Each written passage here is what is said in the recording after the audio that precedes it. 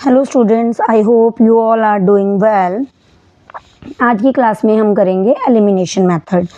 Elimination method ये भी आपका जो मेथड है chapter 3 pair of linear equations with two variables में से है, जिसमें आपको दो इक्वेशंस दी जाएंगी और उसमें से आपने एक्स एंड वाई की वैल्यूज़ फाइंड आउट करनी है।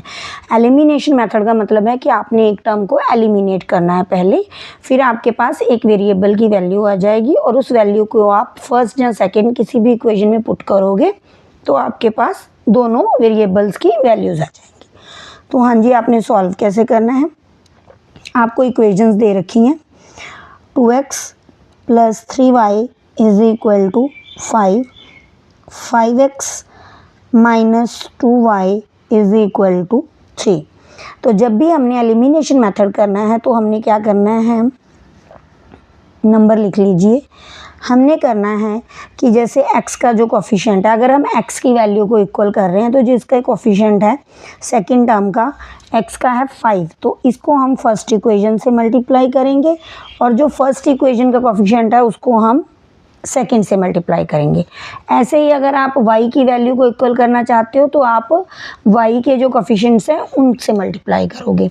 मैं x को लेके चल रही हूँ, ठीक है जी। तो सबसे पहले हमने क्या करना है, अब हमने इनको इक्वल, तो इसका मतलब है जब हम मल्टीप्लाई कर रहे हैं तो हम 5 को सबसे पहले किससे मल्टीप्लाई करेंगे, 2 से। 5 2 ज़ा 10x, फिर हम 5 को किससे करेंगे, 3 से। 5 3 ज़ा 15y,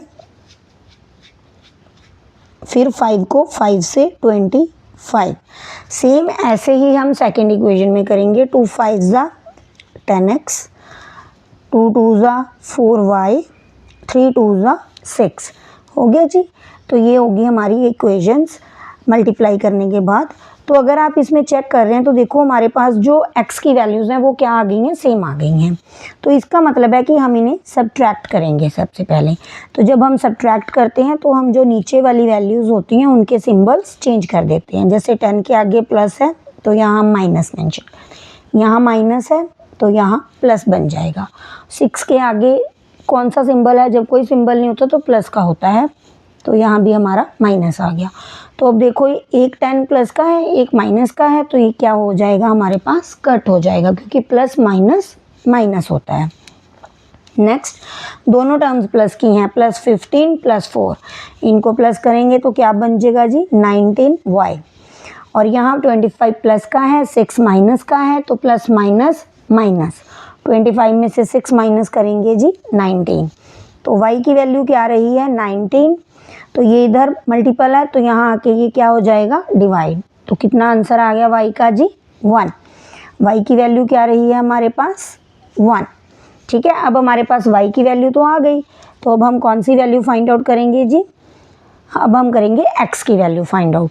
तो अब हम क्या करेंगे, आप किसी भी इक्वेशन में पुट कर सकते हो, जैसे मैं पुट कर रही हूँ, पुट वैल्यू ऑफ